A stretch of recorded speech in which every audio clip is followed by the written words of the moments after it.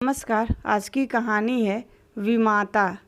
स्त्री की मृत्यु के 3 ही मास बाद पुनर्विवाह करना मृत आत्मा के साथ ऐसा अन्याय और उसकी आत्मा पर ऐसा आघात है जो कदापि क्षम्य नहीं हो सकता। मैं यह कहूँगा कि उस स्वर्गवासिनी की मुझसे अंतिम प्रेरणा थी और न मेरा शायद यह कथन ही मान्य समझा जाए कि हमारे छोटे बालक के लिए माँ की उपस्थिति परमावश्यक थी, परंतु इस विषय में मेरी आत्मा निर्मल है और मैं आशा करता हूँ कि स्वर्गलोक में मेरे इस कार्य की निर्दय आलोचना न की जाएगी। सारांश यह है कि मैंने विवाह किया और यद्यपि एक नवविवाहिता वधू को मातृत्व उपदेश बेसुरा राग था, पर मैंने पहले ही दिन अम्बा से कह दिया कि मैंने तुमसे केवल इस अभिप्राय से विवाह किया है कि तुम मेरे भोले बालक की माँ बनो और उसके हृदय से उसकी माँ की मृत्यु का शोक भुला दो। 2 मास व्यतीत हो गए। मैं संध्या समय मुन्नू को साथ लेकर वायु सेवन को जाया करता था। लौटते समय कतिपय मित्रों से भेंट भी कर लिया करता था। उन संगतों में मुन्नू श्यामा की भांति चहकता। वास्तव में इन संगतों से मेरा अभिप्राय मनोविनोद नहीं, केवल मुन्नू के असाधारण बुद्धि चमत्कार को प्रदर्शित करना था। मेरे मित्रगण जब मुन्नू को प्यार करते और उसकी विलक्षण बुद्धि की सराहना करते तो मेरा हृदय बांसों उछलने लगता था। एक दिन मैं मुन्नू के साथ बाबू ज्वाला सिंह के घर बैठा हुआ था।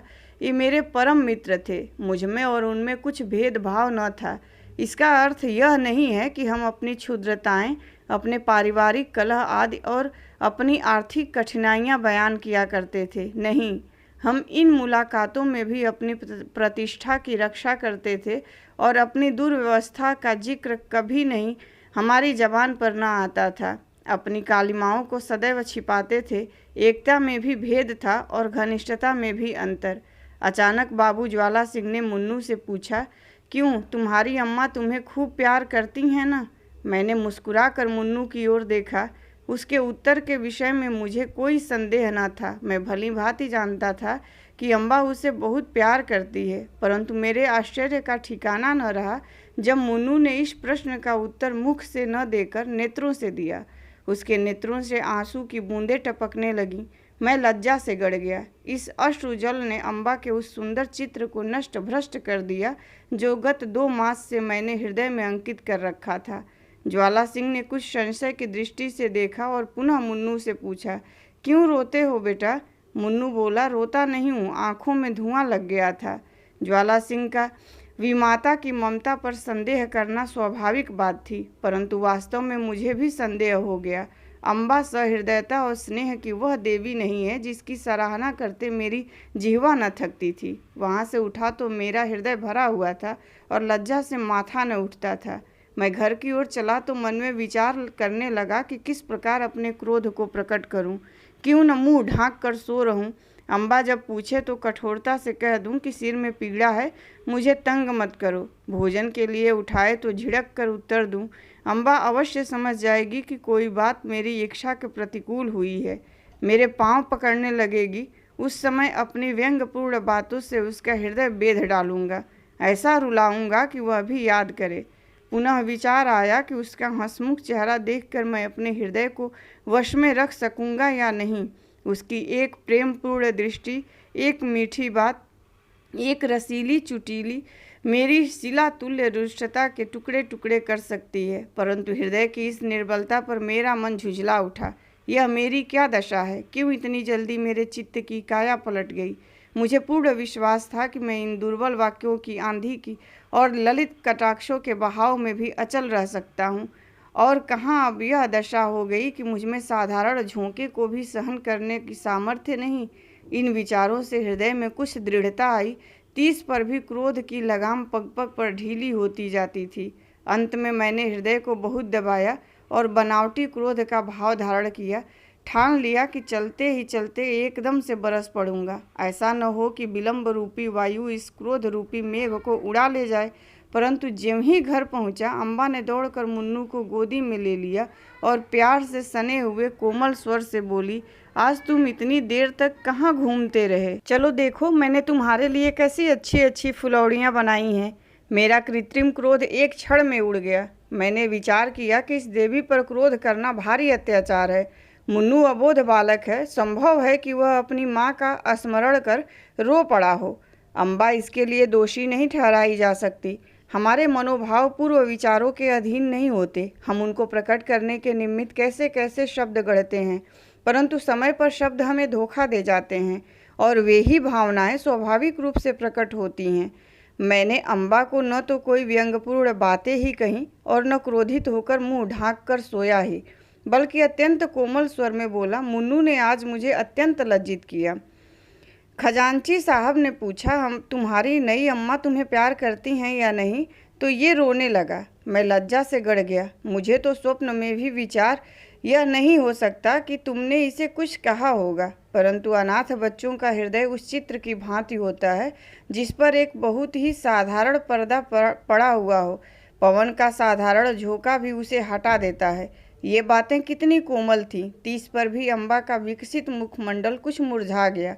वह सजल नेत्र होकर बोली, इस बात का विचार तो मैंने यथासाध्य पहले ही दिन से रखा है, परंतु यह असंभव है कि मैं मुन्नू के हृदय से माँ का शोक मिटा दूं।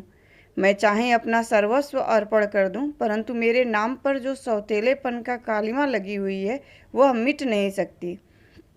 मुझे भय था कि इस वार्तालाप का परिणाम कहीं विपरीत न हो, परंतु दूसरे ही दिन मुझे अम्बा के व्यवहार में बहुत अंतर दिखाई देने लगा। मैं उसे प्रातः से सायंकाल पर्यंत मुन्नू की ही सेवा में लगी हुई देखता, यहाँ तक कि उस धुन में उसे मेरी भी चिंता न रहती थी। परंतु मैं ऐसा त्यागी न था कि अपने आराम को मुन्नू पर अर्पण कर देता। कभी कभी मुझे अम्बा की यह अश्रद्धा न भाती, परंतु मैं कभी भूल कर भी इसकी चर्चा न करता। एक दिन मैं अनियमित रूप से दफ्तर से कुछ पहले ही आ गया। क्या देखता हूँ कि मुन्नू द्वार पर भीतर की ओर मुख किए खड़ा है। मुझे इस समय आंख मिचौनी खेलने की सूझी। मैंने दबे पांव पीछे से जाकर उसके नेत्र मूंद लिए, पर शोक, उसके दोनों गाल अश्रुपूरित थे। मैंने तुरंत दोनों हाथ हटा लिए। ऐसा प्रतीत हुआ मानो सर्प ने डस लिया हो। हृदय पर एक चोट लगी। मुन्नू को गोद में लेकर बोला, मुन्नू क्यों रोते हो? यह कहते कहते मेरे नेत्र भी सजल हो आए। मुन्नू आंसू पीकर बोला, जी नहीं, रोता नहीं हूँ। मैंने उसे हृदय से लगा लिया और कहा, अम्मा ने कुछ कहा तो नहीं? मुन्नू ने सिसकते हुए कहा, जी नहीं, मुझे वह बहुत प्यार करती हैं। मुझे विश्वास न हुआ। पूछा, वह प्यार करती तो तुम रोते क्यों? उस दिन खजांची के घर भी तुम रोए थे। तुम मुझसे छिपाते हो। कदाचित तुम्हारी अम्मा अवश्य तुमसे कुछ क्रुद्ध हुई हैं। मुन्नू ने मेरी ओर कातर दृष्टि से देखकर कहा, जी नहीं, वह मुझे प्यार करती हैं, इसी कारण मुझे बारंबार रोना आता है। मेरी अम्मा मुझे अत्यंत प्यार करती थीं, वह मुझे छोड़कर चली गईं। नई अम्मा उससे भी अधिक प्यार करती हैं, इसीलिए मुझे भय लगता है कि उसकी तरह यह भी मुझे छोड़कर न चली जाएं। यह कहकर मुन्नू पुनः फूट फूट कर रोने लगा। मैं भी रो पड़ा। अम्बा के इस स्नेहमय व्यवहार ने मुन्नू के सुकोमल हृदय पर कैसा आघात किया था। थोड़ी देर तक मैं स्तंभित रह गया। किसी कवि की यह वाणी स्मरण आ गई कि पवित्र आत्माएं इस संसार में चिरकाल तक नहीं ठहरती। कहीं भावी ही इस बालक की जिह्वा से तो यह शब्द नहीं कहला रही है। ईश्वर न करें कि वह अशुभ दिन देखना पड़े। परंतु मैंने तर्क द्वारा इस शंका को दिल से निकाल दिया। समझा कि माता की मृत्यु ने प्रेम और वियोग में एक मानसिक संबंध उत्पन्न कर दिया है और कोई बात नहीं है। मुन्नू को गोद में लिए हुए अम्बा के पास गया और मुस्कुरा कर बोला, इनसे पूछो क्यों रो रहे हैं। अम्बा चौंक पड़ी। उसके मुख की कांति मलिन हो गई। बोली, तुम ही पूछो। मैंने कहा, यह इसलिए रोते हैं कि तुम इन्हें अत्यंत प्यार करती हो और इनको भय है कि तुम भी इनकी माता की भांति इन्हें छोड़कर न चली जाओ। जिस प्रकार गर्द साफ हो जाने से दर्पण चमक उठता है, उसी भांति अम्बा का मुखमंडल प्रकाशित हो गया। उसने मुन्नू को मेरी गोद से छीन लिया और कदाचित यह प्रथम अवसर था कि उसने ममतापूर्ण स्नेह से मुन्नू के पांव का चुंबन किया। शोक, महाशोक। मैं क्या जानता था कि मुन्नू की अशुभ कल्पना इतनी शीघ्र पूर्ण हो जाएगी। कदाचित उसकी बाल दृष्टि ने होनहार को देख लिया था। कदाचित उसके बाल श्रवण मृत्युदूतों के विकराल शब्दों से परिचित थे। 6 मास भी व्यतीत न होने पाए थे कि अम्बा बीमार पड़ी और इन्फ्लुएंजा ने देखते देखते उसे हमारे हाथों से छीन लिया। पुनः वह उपवन मृत्यु तुल्य हो गया। पुनः वह बसा हुआ घर उजड़ गया। अम्बा ने अपने को मुन्नू पर अर्पण कर दिया था। हाँ, उसने पुत्र स्नेह का आदर्श रूप दिखा दिया था। शीतकाल था और वह घड़ी रात्रि शेष रहते ही मुन्नू के लिए प्रातःकाल का भोजन बनाने उठती थी। उसके इस स्नेह बाहुल्य ने मुन्नू पर स्वाभाविक प्रभाव डाल दिया था। वह हठीला और नटखट हो गया था। जब तक अम्बा भोजन कराने न बैठे वह मुंह में कौर न डालता। जब तक अम्बा पंखा न जले वह चारपाई पर पाँव न रखता। उसे छेड़ता, चिढ़ाता और हैरान कर डालता। परंतु अम्बा को इन बातों से आत्मिक सुख प्राप्त होता था। इन्फ्लुएंजा से कराह रही थी, करवट लेने तक की शक्ति न थी, शरीर तबाह हो गया था, परंतु मुन्नू के प्रातःकाल के भोजन की चिंता लगी रहती थी। हाय, वह निस्वार्थ मातृ स्नेह अब स्वप्न हो गया। उस स्वप्न के स्मरण से अब भी हृदय गदगद हो जाता है। अम्बा के साथ मुन्नू का चुलबुलापन तथा बाल क्रीड़ा विदा हो गई। अब वह शोक और नैराश्य की जीवित मूर्ति है। वह अब भी नहीं रोता। ऐसा पदार्थ खोकर अब उसे कोई खटका, कोई भय नहीं रह गया। धन्यवाद। कहानी पसंद आई हो तो लाइक कीजिए, शेयर कीजिए और प्लीज़ मेरे चैनल को सब्सक्राइब कीजिए।